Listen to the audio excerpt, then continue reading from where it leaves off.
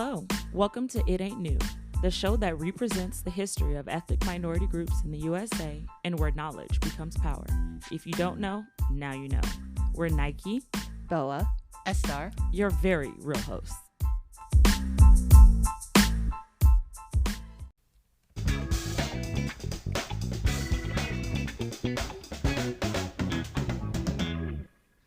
tell me why, in the name of diversity, equity, and inclusion, why white people cannot include themselves. Go. they could just automatically kind of do. No, but we're saying that that's one of the problems, right? About Rachel, specifically Rachel. She's a white lady who decided, I'm going to include myself. Let's try to distill that down into why you should not do that and why you cannot do that, even though it's called diversity, equity, and inclusion.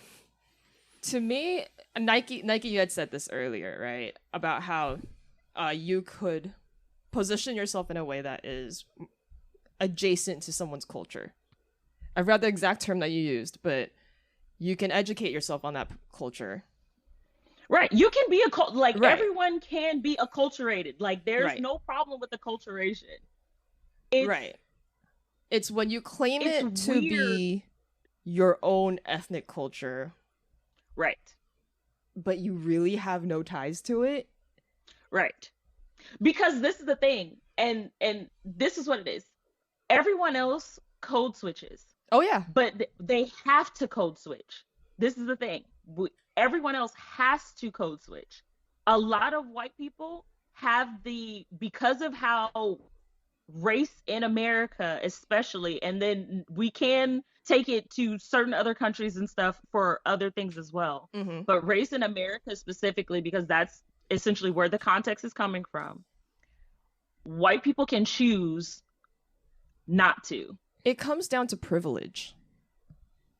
Unpack that. So we're talking about specifically white in DE&I and how white as a race means in this country and in a lot of the Western world, you have so much more privilege just because of your skin tone, right? If you are... So when I say it like this, I'm also keeping in mind that you can be privileged in certain aspects and still need help. So I thank you, Estar, for this question, because I love thinking even deeply about the stuff that I've even said and put out there. So I'm thinking of this in the sense of, we'll look at again where I was saying, like, FUBU was especially supposed to be this whole idea of for us, by us. That's what FUBU stand for. For those of you who don't remember FUBU, I know you remember FUBU. If you don't, it was a very popular streetwear clothing line in the early 90s, because I don't remember, I mean, I wasn't born in the 80s, but I don't remember like my mom talking about it in the 80s. So it was early 90s. And FUBU stood for us, by us. But aside from that, a lot of times, because of how race was constructed and is still implemented in the United States in particular, it's kind of sort of different in Canada, kind of sort of different in other places, but in America, in the United States of America, white is already included. White is already included. White is considered the blank slate, but it's considered both the blank slate and also the highest, essentially, honor. It's actually weird to think white as honor in that sense, but yes, I mean, this is how it's constructed, and this is why a lot of people, if you don't really like stop to think about it, it starts to mess. This is why it starts to mess with everything else. Like it just again, it's considered the blank slate, but it's also considered the highest honor. So again, like, we can look at Beyonce and her country music. country, which is weird because country is Nice an callback. offshot, which was not recorded. Oh no! I had wrote it We'll down. have to No, talk I had about it. wrote it down. I was like, we're okay. gonna bring this well, back. so then some background. Beyonce just released. Is I it a think track 2 or or an 3? album? But No, anyway, she- it's country 3? music. So during the Super Bowl, she had released an ad that was basically, since we're part of the K-pop verse, right? When someone is making a comeback, they like release like the promos, Like a trailer or a but she teaser. Yeah, a little literally teaser. did this during the Super Bowl. Which, if you're in the ad space or flex. not in the ad space, like The song is called Texas Hold'em. yeah, that is a whole lot of money to be releasing a 15 it could be a 5-second, 10-second, 15-second ad, whatever. It was a whole lot of money to be spending on an ad during the Super Bowl. Oh And yeah. she wasn't even the main Flex artist. Like Usher was supposed to be the artist of the night, right? And there's a whole lot of there's more behind that for sure. Right. Depending, like, yeah.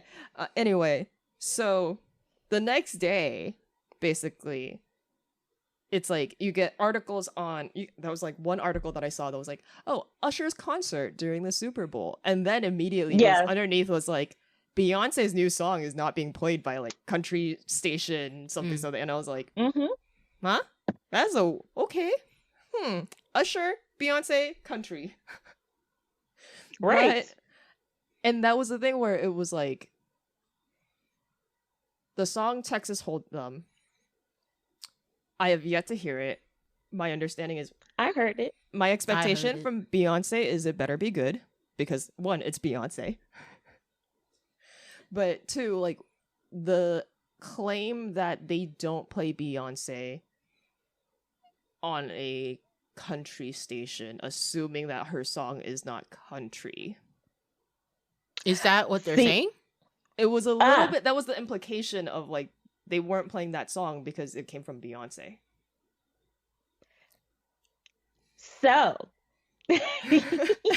there's a lot in here. Yes. And I love it because it's partially things that it's partially all of the stuff that I've been saying about why K-pop is and is not mainstream in the United States. And how for unfortunately all of you guys that are like, yes, of course, BTS when they come back, they're gonna win a Grammy. No. You can have that hope, but I am not going to hold my breath. Delulu is not the Sululu in that case. I'm just letting you know. Sorry. Okay, Nyke. I Nyke, am recording that down. I was please like, write that down, Bella. the Lulu is not the Sulu. When we open our merch store, that is gonna be our first T-shirt. Go for it. Write that down. So it's just. I will letting you credit guys it to know. Nyke and like mark the exact time. Yes. Please do so. And I guess younger Gen Z too, because I've been seeing that a lot with my time on Instagram. But I'm just sorry, it's just not. But yeah, the it all goes, or I can take all of y'all back if you'll just ride with me for a little bit. Of course. Take all of you back to how far back do we want to go? Okay, I'll use particularly Motown as an example. Oh, Motown is like almost always the example.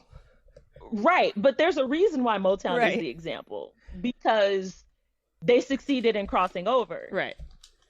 And also still being Black music. Now this is where people don't like. Right. This is why Motown is always the example, is because Berry Gordy would successfully cross over into the pop space, while also still being highly acclaimed for Black music. Okay. This is why we use Motown as an example. That's the main reason why. Because I want y'all to also understand the playing field of that time and even before is also still the playing field of music and film and media today. Unfortunately, but it is. This is where the idea of gatekeepers comes into. Okay. So, there's this man named Elvis, right? What did That they appropriationist. I was gonna be wait, right, that hound but what dog. hold on. But what did they give him though? They gave him, what is the title that they gave him? The King of Rock? Pop or Right. rock? I think it was King of No, Rock. it was Rock, because they gave MJ King of Pop, which is interesting, which is another interesting thing too, because there's a lot to unpack there as well. Guarantee you, if MJ was still rocking with his vitiligo and did not bleach his skin so that it was one tone, I guarantee you he would probably not have gotten that title as King of Pop. Just saying.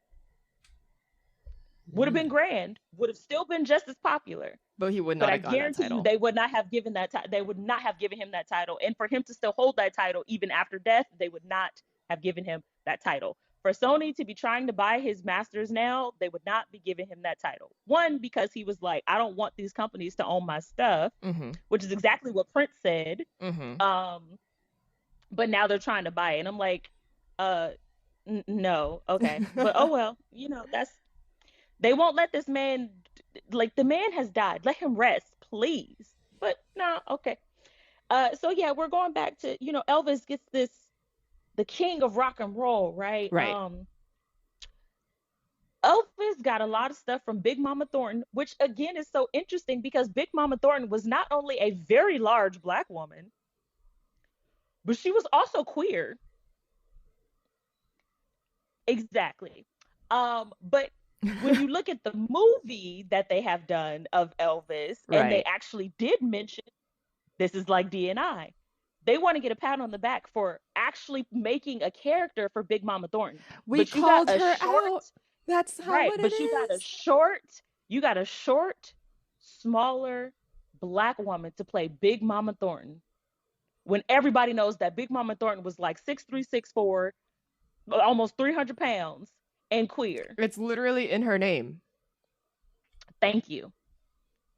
But again, pat on the back because we did good. We actually said he got it from Big Mama Thornton. No. We gave them credit. Right. Then again, and then the person who actually technically started rock and roll was Chuck Berry. Yes. I vaguely remember the name, but yeah. But again, they'll want you to give them pat on the back because they mentioned that in what movie was that? Back to the Future. We called them out. We gave them credit. They called them out, but what they ended up doing was they made it seem like it was Marty McFly who inspired Chuck Berry to do a certain move, when it was actually Chuck Berry's move in the first place. Right. So whitewashing again. Right. This is again why, as much as I love Back to the Future, this is again why, like, sometimes I have issues with that. But again, it's still, this is just take a ride with me, you guys. We're still on there. So we got the Elvis stuff out. Now we're in the 60s again, but rock and roll came out of the blues,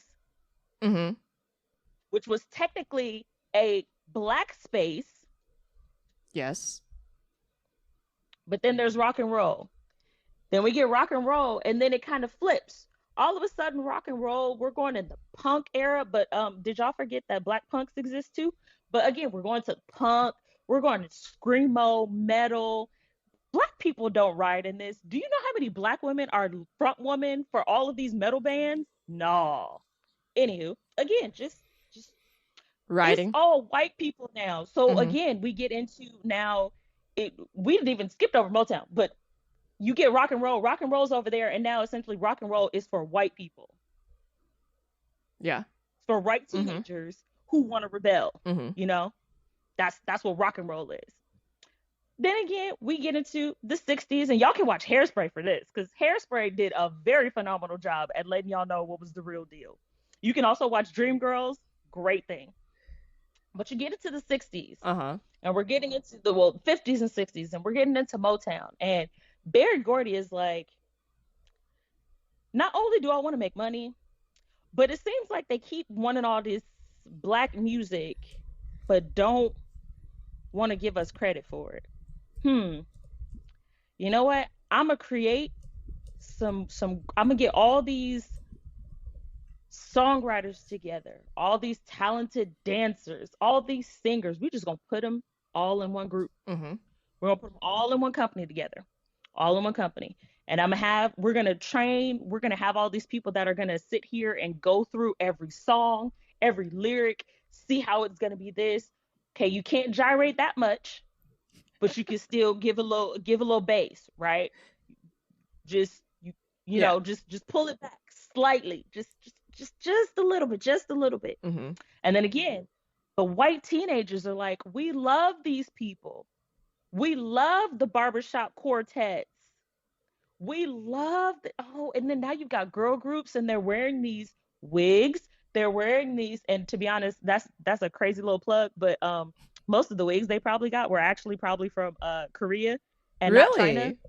Yes. Back then? Because that was actually one of the biggest. Korea was actually the largest manufacturer of wigs in the 60s, which also generated money for Korea. I can definitely see that, thinking back to when the political and economical situation of China, they weren't having enough for their own domestic stuff. What are they exporting? Exactly. So, and then of course, right after, the Korean War, mm-hmm. America's like here even more now. So why not? Right. Of course. And then Korea's president then was also thinking of, okay, so how can we get money to actually, like build up our economy? Right. Let's sell wigs. Mm-hmm. I mean, they were also doing textiles and stuff too, but wigs was a big part. Okay. So again, Motown's like, okay, we're going to give them a certain type of black. Mm-hmm. This is also where the politics comes in. Mm-hmm. We're going to give them a certain type of black. Again, not too much, but not too little either. The polished version. Right. It's a polished version. We're going to give them this. We're going to teach you guys how to do interviews. We're going to teach you guys how to pose. We're going to teach you guys just, again, how to get those wigs to look like a certain way and all of this. Yes. Mm-hmm. All of that. So again, still black, but not so much that it causes issues. Thinking back to Malcolm X right now and how he was watching this growing up, and he was like, it is like you're abandoning being black. Again, that's what it did feel like. A lot of people are like, why? Again, y'all need to watch Dreamgirls. Even the Beyonce version was good. Like the Beyonce Jennifer Hudson, Ananoki Rose, like that was good movie. Or what is her name? Anika Noni Rose. That's what her name is. Our good old Black princess. But again, just yes, it's black, but it's not so black that mm-hmm. they, and then again, all of the white teenagers are eating this up. Because it's a little rebellious, mm-hmm. because it's not mom and dad's music. Right. It's also not white people music. They get to be seen as cutting edge. Right. And so, but what do radio stations and such do? So there used to be this thing back when radio stations were not owned by big companies. There used to be this thing where they would, and it was illegal, but this is how people were working sometimes back then. Mm-hmm. I mean, it is what it is, to be honest. Where they would pay the DJs to play certain songs. Right. And pay to play. Again, right. So I think they were actually, also doing this. If someone's looking for the term, I believe it was payola. Yes. So again, that's why I said y'all got to watch Dreamgirls, because Dreamgirls really goes through all of this, mm-hmm. and this is why Dreamgirls was a big thing for Black people, even when it first came out as a Broadway mm-hmm. show, because it was essentially giving the ins and outs of what was happening with Black music as Black music tried to cross over into pop. So, but when say even the Supremes, when they were first coming out, even the Temptations, when mm-hmm. they were first coming out, they were only being played on Black radio stations. And even if you want to call out charts, music charts, which have been manipulated and not by bots, like actual people, the charts only would put them just like the radio. You would only be played on Black radio stations. You would only be in the R&B genre. If you were Black, they were only going to put you in the R&B genre. Hip hop was not out yet, people. I was going to be the urban. No, urban. See, that's what I'm saying. Urban did not come out until hip hop started coming out. Oh, really? Yes. Oh. That term, they didn't use that term until hip hop started to. So that probably would have been like the 2000s. Yeah, 90s, like late 80s, early 90s, and then all throughout the 90s to the 2000s. Yes. Again, this is why y'all KRS-One was so pissed off at the 50th anniversary. He has reasons. But so they're only playing them on these stations, but then all of a sudden the Supremes start to cross over because you can't continue stealing people's music and put, because now it's seen. They've seen the Supremes perform. If your group, who's all white, now does a Supreme song, people are going to be like, wait, what? Copyright issues. No. See, but we're talking about the lay people. The copyright issues, they were like, it was this anyway. Right. Until you get to, because again, Motown was a black owned thing. Who cares about copyright with them? Like, what? You're telling what? Now, Berry Gordy did a little bit. He did a lot though, so I'll give it to him. He made sure that people were recognized. So, but again, it starts to cross over, and they're like, oh, we like Black people music, especially if it's like this. Of course, you can. We're gonna have you on the R&B charts, and then you guys are gonna have maybe 1 or 2 songs on the pop charts. Maybe 1 or 2. Okay. All right. So we keep it going. Like that's where we get the idea of pop R&B, because it's like it's not so much R&B soul that we start to see in the 80s and 90s with like Erykah Badu and even India Arie, like all of these, like that we don't really see that until like the 80s and 90s again with like hip hop. So okay, now they're in the pop charts, but again, it's not so much Black that they're uncomfortable. Right. And then of course this is also with perms, because your hair was not curly, your hair was not kinky anymore. Again, watch Hairspray, people. This is real stuff. Again, so we're doing that. We're moving on. We didn't pass the 60s, we get into the 70s. But in the 70s, people are like, oh, so we see you're still not accepting the tame us. And you're also still out here trying to bomb up Asia and take their stuff. Like, excuse me? No, we're not going to allow this. So then now teenagers, again, are pissed off. As teenagers almost always are. Right. But it's not just teens, though. You got teens and adults who are pissed off. Because the teens have seen what you've done to the adults. And the teens are like, okay, no more. So that's when you start to get all of these people just like, okay, we're not going for selective service. We're not no, we don't want our names on that lottery. We don't want this. You done did all this mess. You continue to do this mess, and we don't like you, America. What was it was Vietnam. If we're not being represented, why should we bleed for a country that doesn't care for us? Exactly. So they're just like, okay, no. But then at this time, people are also seeing art as resistance, because a drawing way back. Was that 2? 1? I know. 2 or 3? Right, something like that. Very, very early. But go back and listen to it. But also, like, it was early. Right.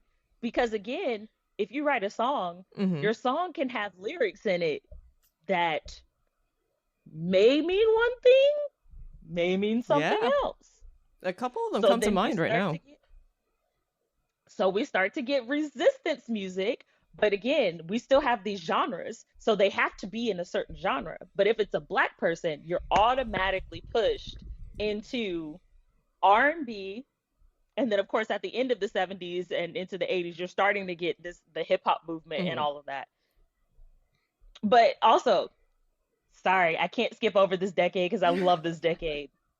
In the 70s, you start to get disco and funk, but people don't understand. Listen to those disco and funk songs.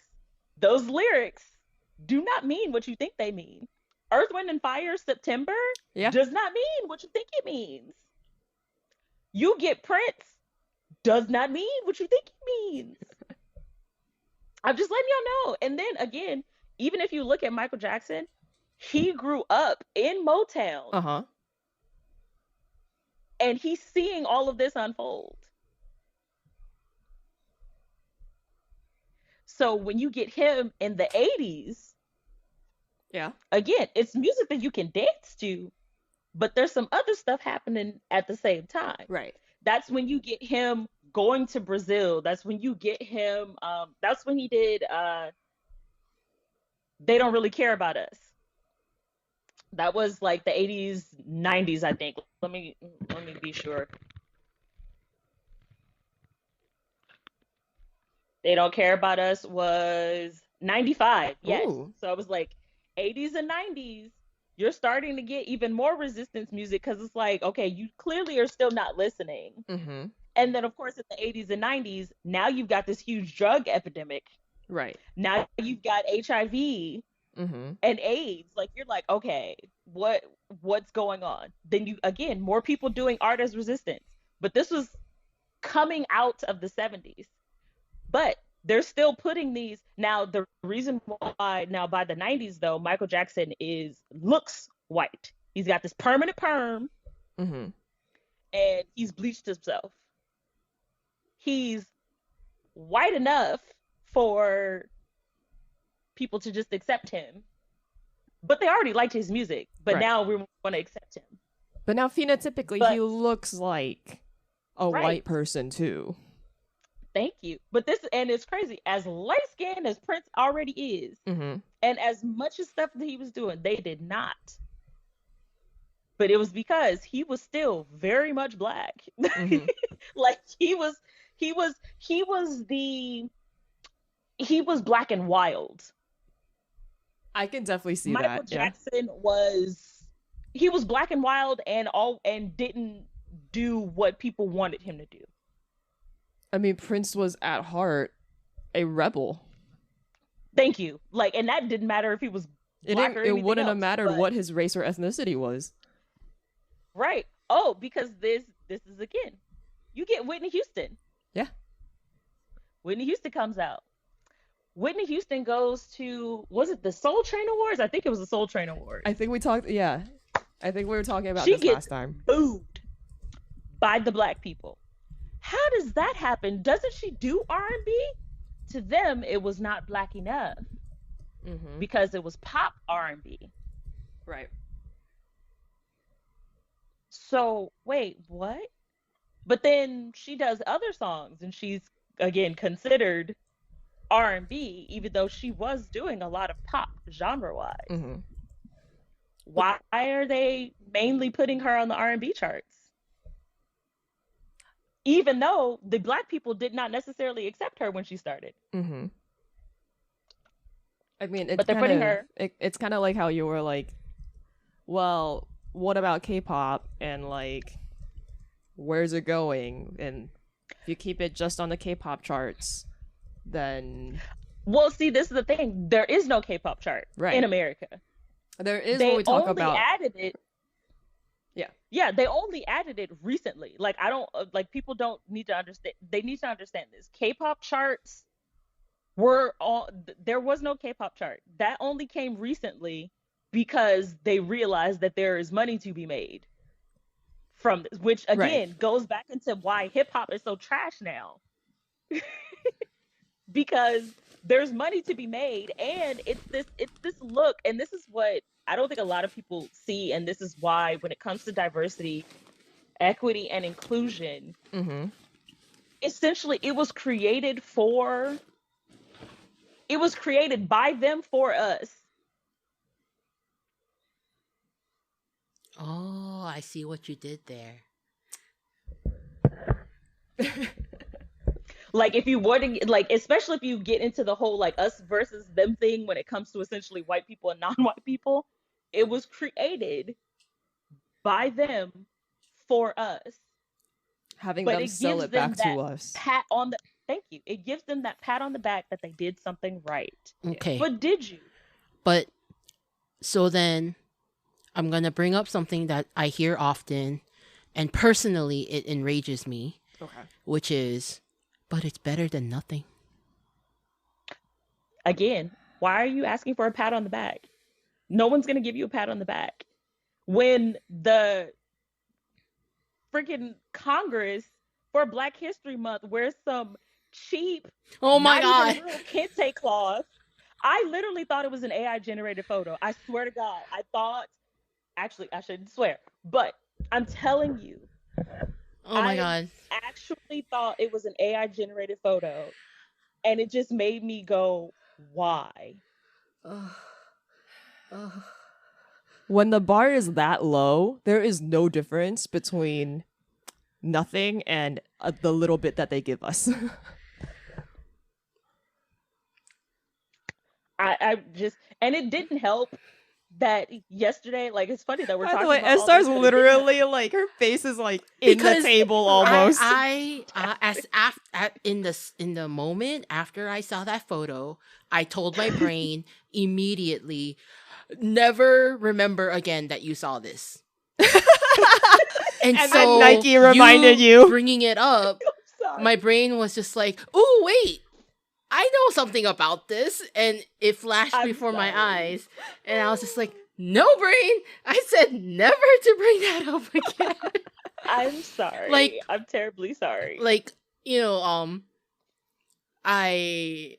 it's very hard for me to, like, when the topic of DEI was brought up that we were going to talk about it, I was just like, I'm reading Malcolm right now, and it is not really going to endear me to talking about this topic. And personally, for me, like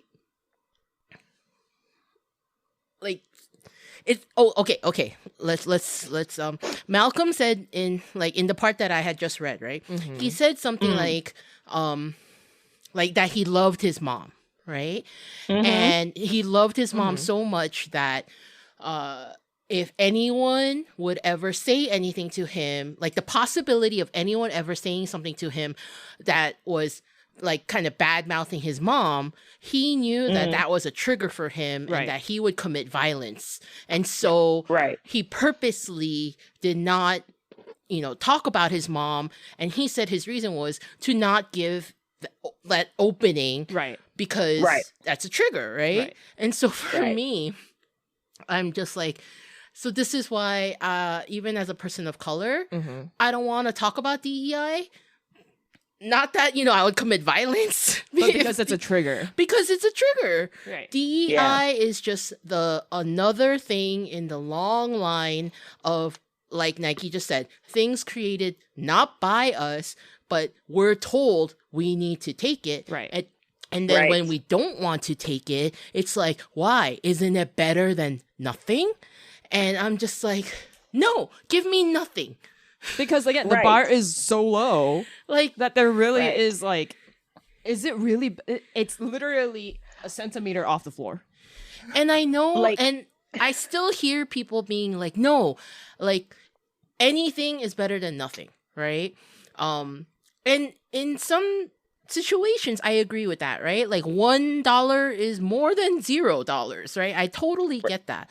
But just personally, I just don't have DEI related conversations with people that end up in a good place, right? Mm-hmm. It always comes down to like, just take it.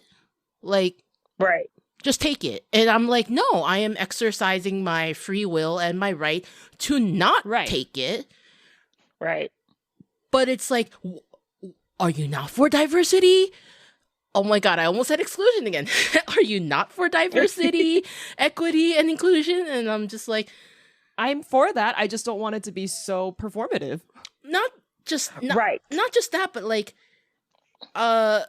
you can't force include me in the name of inclusion. Right. And that's the thing. Mm-hmm. Like, can I give this quick example? Lord, I don't know. Maybe it's just my life, and maybe I was meant to talk about this. I don't know. But it was my sophomore or junior year of undergrad. We already, because my campus, like, I have to give you guys just the landscape of my campus and the setting.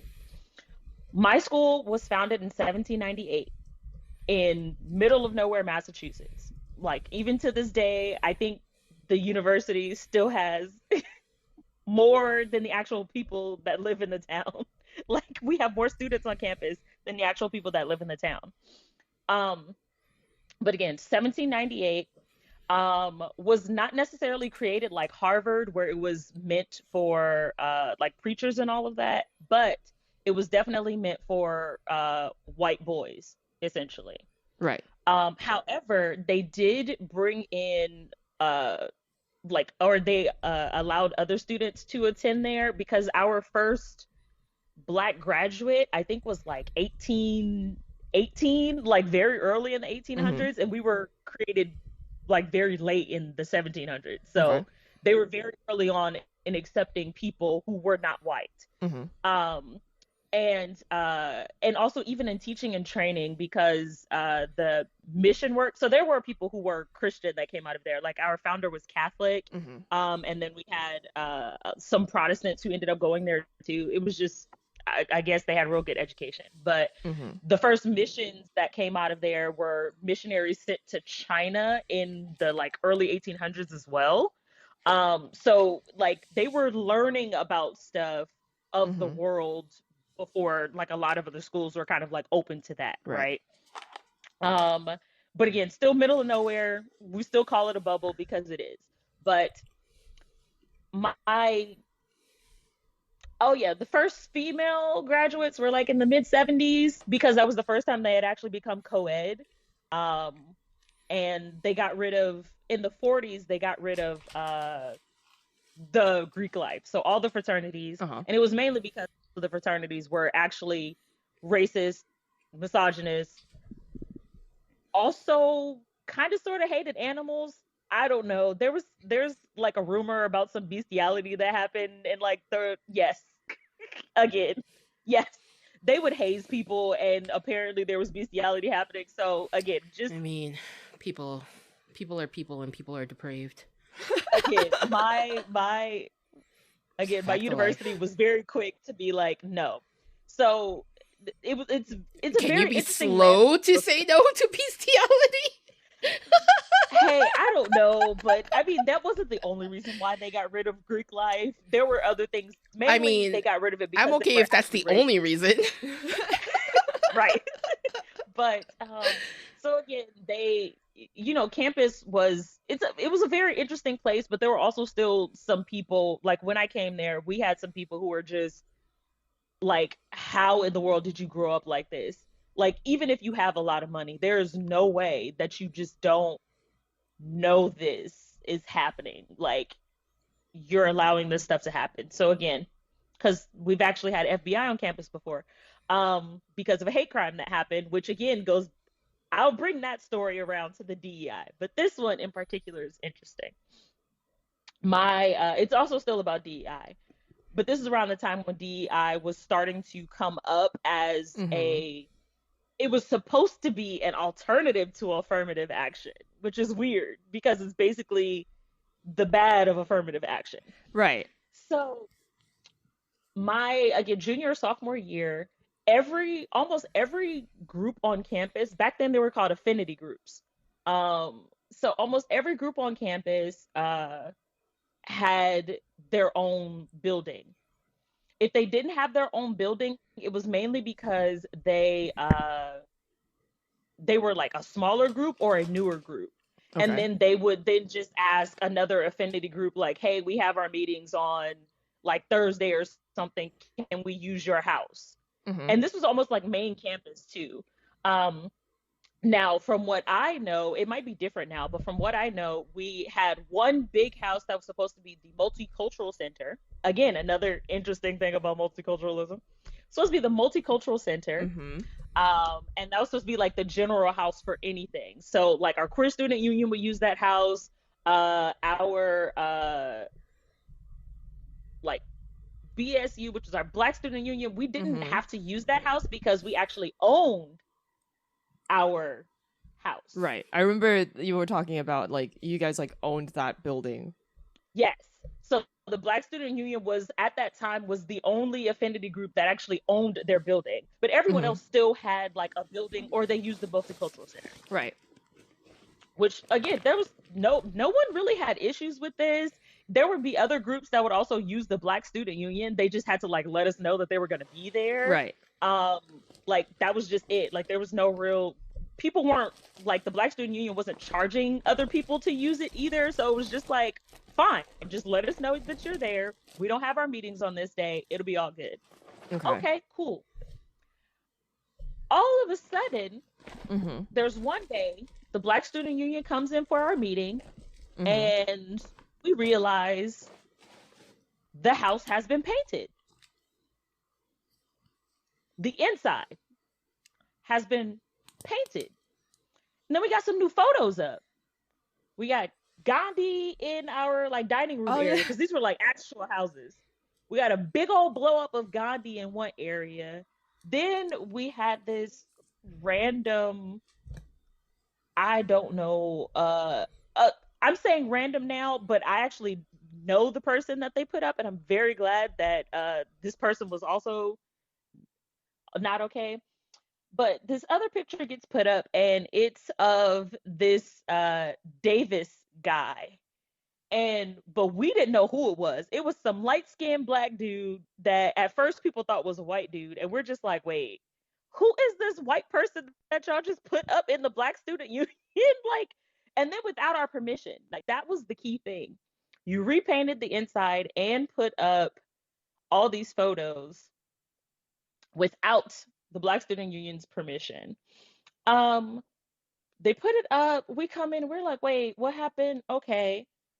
We were supposed to come in for our meeting. So we're like, okay, whatever. We have our meeting, but our meeting is now derailed because we're talking about all these new changes. We're like, when was this discussed? I remember, some people being very upset because we're like, you did not let us know. And who did this? We find out that our multicultural center was being changed into, now it's called the Diversity, Equity, and Inclusion Center. Actually, it was going to be called the Davis Center after this guy they put up in the Black Student Union. And, it was going to be now the area for diversity, equity, and inclusion. And we're like, okay, that's fine. Like, we have no problem with that, but okay, whatever. But again, I'm like, you chose a light-skinned, almost white-passing Black dude as the face of diversity, equity, and inclusion. Of all people you could pick. And it's crazy because if you were going to choose a Black person, why didn't you choose the first Black graduate of Williams that we literally have a conference for every year?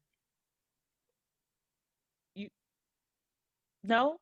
He was too dark? Was that what it was? He was too dark? Is that no? Okay. And then it was also funny because I found out later that this Davis fellow, I really wish I could remember his name right now. Let me see if I can look it up. But this Davis fellow, Williams College. Yeah, it's after, what is he named after? Because they're still trying to build or rebuild the building, but our Davis Center is named after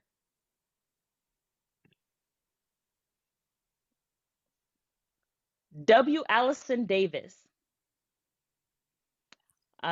He graduated from Williams in 1924. Mm-hmm. Okay. Wow, 1924. Right. 100 years ago. Right. So he graduates from Williams College in 1924. And again, at first we were kind of like, because the picture is black and white and he's light skinned with like this very shiny kind of hair. So everybody's like, okay, again, who is this white dude that they just put up in our wall? Like nobody really had a problem with, well, we did have a problem with Gandhi because again, who told y'all to put up these pictures in the first place and then repaint the inside of the house? Because again, the Black Student Union owns this building. So you just coming in there without the permission of the Black Student Union and changing everything was kind of weird. Right. So again, they went and talked about it, but then I looked up this gentleman, found out later when they were doing the kind of like rededication of our multicultural center, which is supposed to be the home of diversity, equity, and inclusion. The Davis gentleman, he went there. He never white passed. He went there. He had a fairly good time at the school. School was great. He was actually, I think he was valedictorian of his graduating class. He did a lot. Like he was really good because I think he ended up going to Yale afterwards and all kinds of stuff. But the interesting thing is before he decided to go to another university after he graduated, because he was an English major and he was valedictorian, he actually decided that he was going to apply for a job at Williams College to be a professor in the English department. Didn't get accepted. He gets rejected. Yeah. Right. He gets rejected. And so he and his brother are like, clearly it's because we're Black. But again, they also have been on this campus for I don't know how long, so they should know of some of the stuff that's happening. Right. Because they're like, what else could it be? It can't be because you don't have the smarts. Like you literally graduated from this. If anything, I feel like the university would be like, of course you're smart. We know you're smart because we taught you.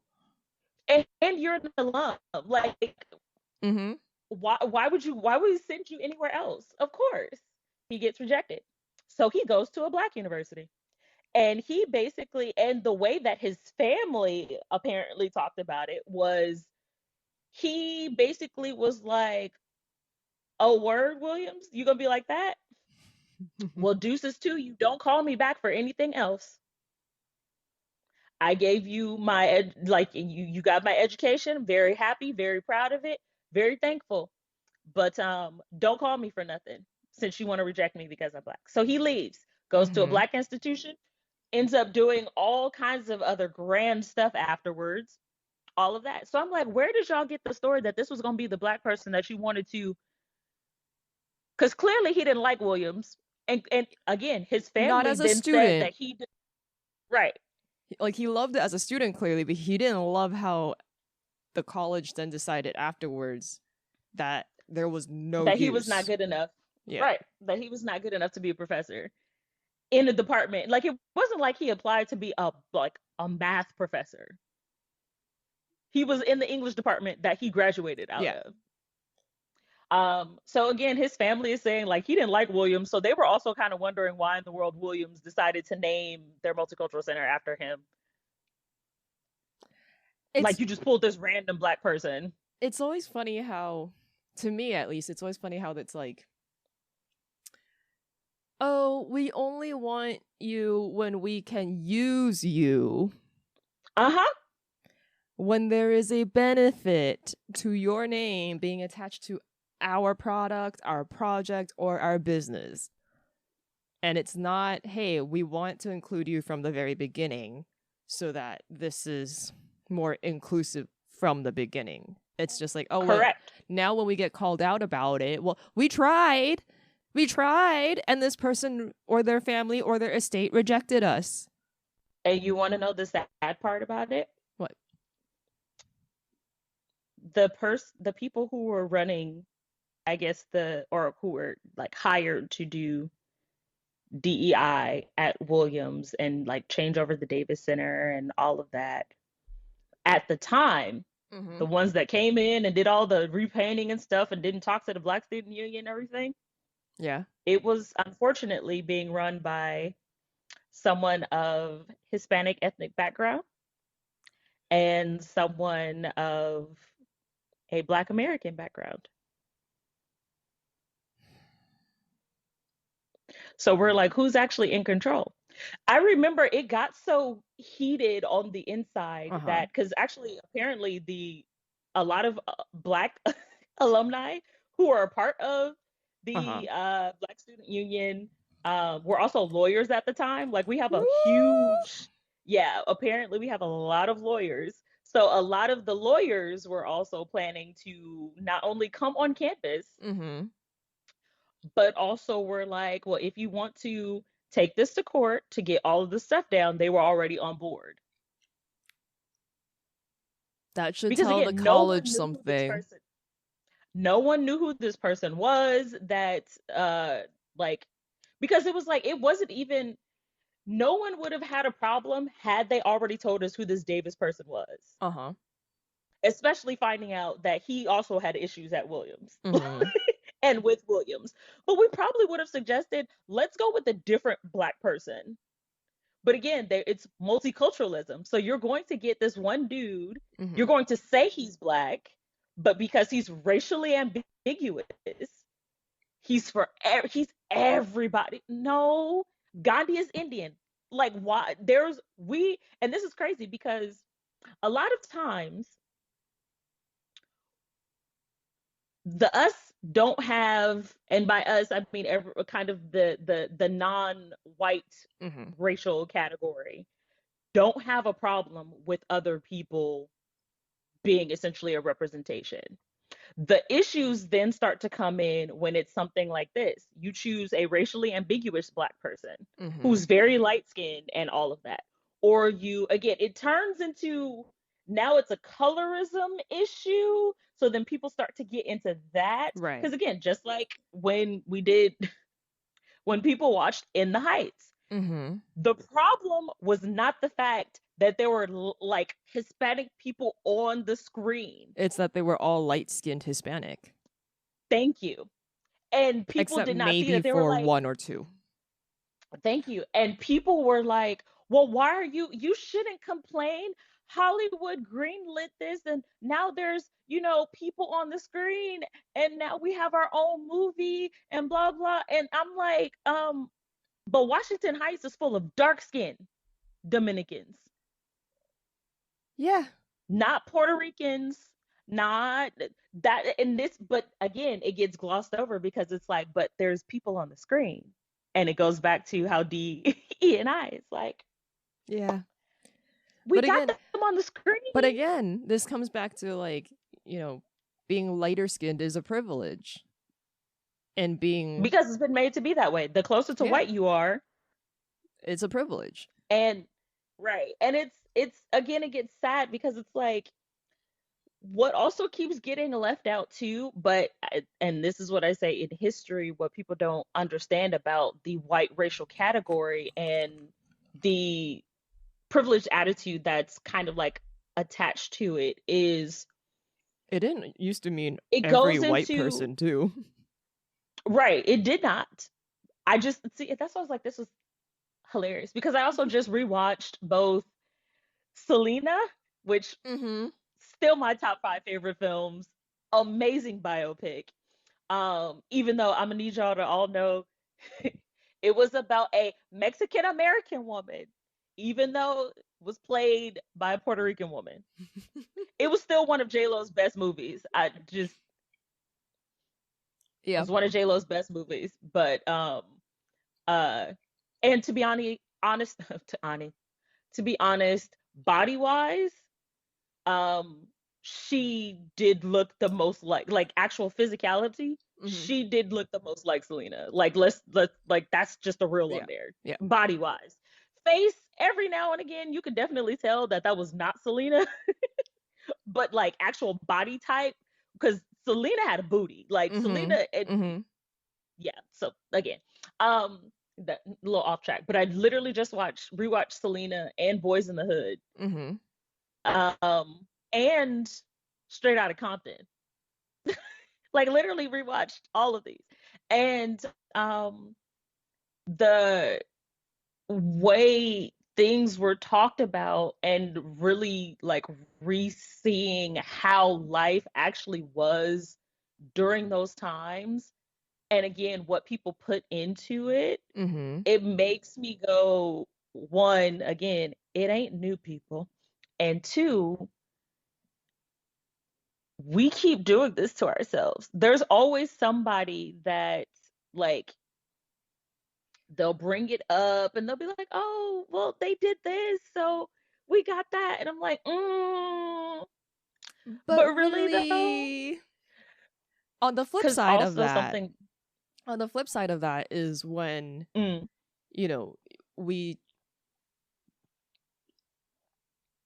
as people of color, then try to include others.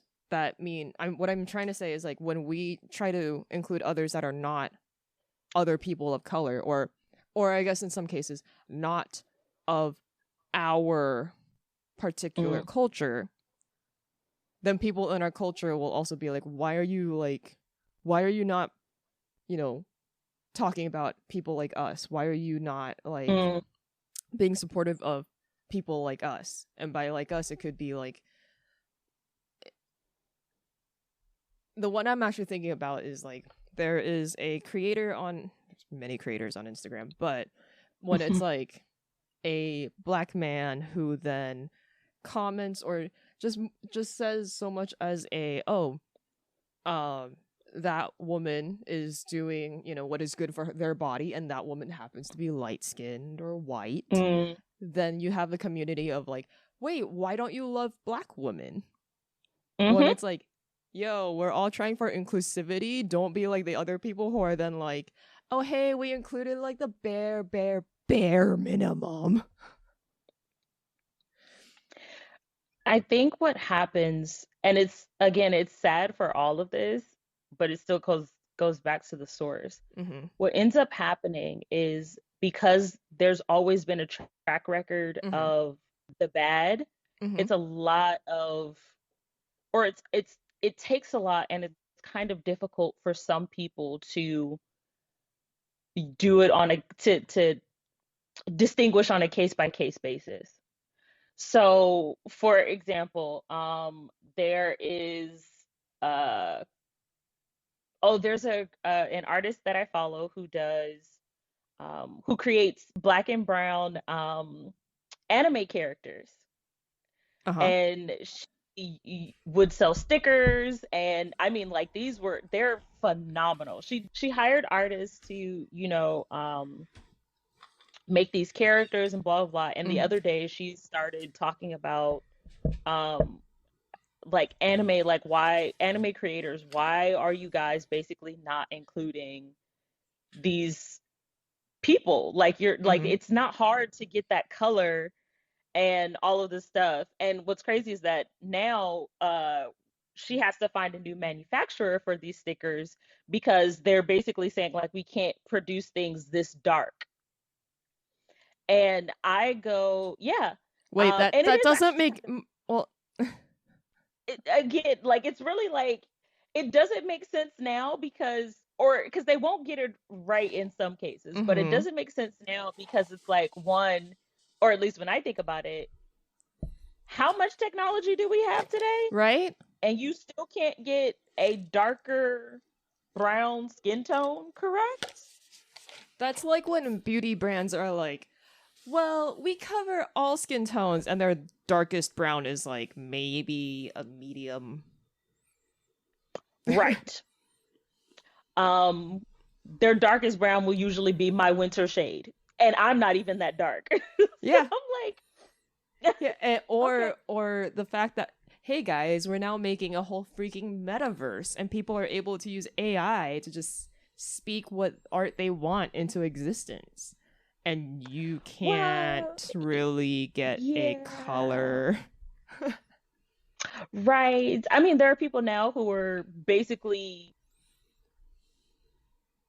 creating or taking people's photos Mm-hmm. and giving them new races and ethnic Oh my god, that video backgrounds. was so disturbing, Nyke. I literally, when I was like, okay, I couldn't watch it through to the end. so I actually love that creator because he really goes into like why are we doing this? Like that's literally his question in all of this as to like, okay, it's here, but why are we doing it? No, I get that, Like, but I can't unsee what I've seen. That's my yeah, issue. I'm sorry. He should have It's he very should have had weird. a trigger warning on. On some of them he should actually, but Yeah, because like I was it's like halfway through the video, I was like, I can't see any more of this because I can't unsee it once I've seen it. right. And yeah, it Oh, was so a tell lot. people what the video we're talking about is, So basically, there is a video. I'm and going then to don't get watch this. it, people. No, you Or should like actually go watch it, support but him. watch it, but like know what you're Be watching. Right. warned. Right. Yes, be warned. But this is not an Um, official sponsorship of No, I actually am like, don't watch it. Yeah, Which I would makes say me feel probably don't bad for watch the it. creator. Like, I'm sorry, creator. I'm not saying that you're a bad creator. Oh, but are there other works of his that you would suggest watching? Just I don't know. maybe I've not never that one. I've never heard of this creator. Well, Nyke so recommended. he does. Yeah, so he does a lot of he does actually most of his work is actually on plastic surgery Oh, okay. and how people are kind of like the weird sense of or the weird changes in beauty standards Right. um and he's like it just like all these beauty standards don't exist so what but people are like literally like falling all over themselves, going broke, trying to fit into these beauty standards that are one, probably going to change, or two, don't exist in the first place. For a So he has a reason. lot of, yes. So he has a lot of things on like jaw implants. He Ooh. also has stuff on like wedding scams. Yeah. So Okay. yeah, he does more. He's talking about like, oh, I actually love his stuff on like parasocial horror in Okay, so who East Asian. is this creator? His name is Edvasion, or what is Edvasion. So it's Okay. literally EDVASIAN. And this is So on it's like Instagram? no. He's on I think he has a TikTok, but I only watch him on YouTube. Okay. And yeah, like I haven't seen anything for the times that I've like watched him recently. I haven't seen anything like problematic as with another person that I just don't talk about that other person. Okay. um, So uh, this particular video is from the YouTube creator Edvasion yes. and And discusses or it's shows. so yeah, this one discusses this new free AI technology, but he Mhm. was actually talking about in particular this Twitter creator. I don't remember the Twitter user's name. Uh-huh. Um, but this Twitter person, oh, what is it? X now? Okay. But this person would take photos, most of the time it was celebrities, Mhm. but would take photos and run them through this like AI technology that would Mhm. then remake this person as black or Chinese. So it's usually a white celebrity that, yes. And I was like, why is it particularly black or Chinese? Like, is there nothing else? Listen, I didn't understand it at all. The But number of different facial structures that Chinese people have. that's another thing. Like, people act, okay, again, that's another thing that I'm just like, gosh, the craziness. But again, this is why I'm doing my master's thesis on like how is culture being translated Mhm. over media technology because like we're in the age of AI, but Right. we're training AI right now. But what are you training AI to look for and to do? Because it's already getting to a point where people don't necessarily know the difference. Like AI still has the parts where, like, they'll give people an extra finger or an extra leg or something. They just added a gene mutation in there. But it's getting better to the point where, like, there are literal short films and stuff coming out that are like dogs hopping through, I don't know, certain loops, and it looks real. And so I'm just like, we're getting to this point where people are not necessarily going to know the difference between what's AI and what's not. And I mean, people already have issues with like catfishing, mainly because of AI. And this, now you're training it to now change people's racial look, and that's also a phenotypical thing, because I'm like, even Black people have multiple different facial like structures. It's not like there's just one structure and goes, oh, that's a Black face or that's an Asian face. Like when people basically say that essentially you have to be Asian because your eyes are a little slanty, or you're a monolid. Right. Do you know how many African countries have that as well? Yeah. I mean, like, there are only certain African countries that actually have the like kind of wide set nose and all. So I'm just like, I don't, because like even my nose, and I have my grandmother's nose, but it's slightly larger. Like, it's literally a combination of both of my grandmother's noses. Like, it's long and like at the, what is this? The bridge, like my nose bridge is longer, and they would probably say that's a little bit more European. I don't know, it might be, but hey, who knows?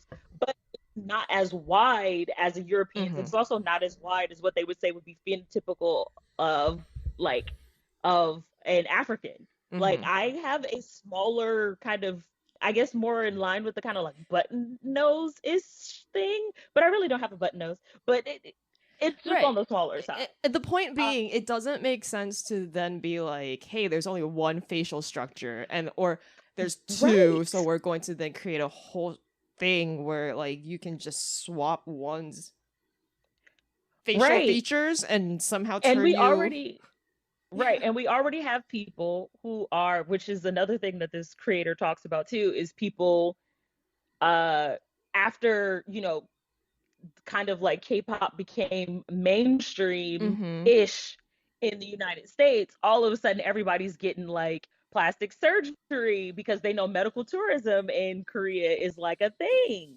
And so they're getting all these plastic surgery like procedures to essentially become Asian. And so it's like, why are we doing this? But again, you're training AI to do this. So we get the kids past Gen Alpha, the ones that are being born now, they're going to look up and be like, who is you? Wait, what? But yeah. So anyway, it's like, what is happening right now that people are essentially, our brains are being rewired, and people don't see this. Like, we're literally being rewired to accept these things. This is partially what happens with DE&I. You're trying to create an appeasement, and I mean an appeasement in like, okay, you got something, so here it is, accept it and you'll be grand. This is how they got people to believe that I don't know, that what we've got is somehow a good thing, and therefore like we should just accept it. Right.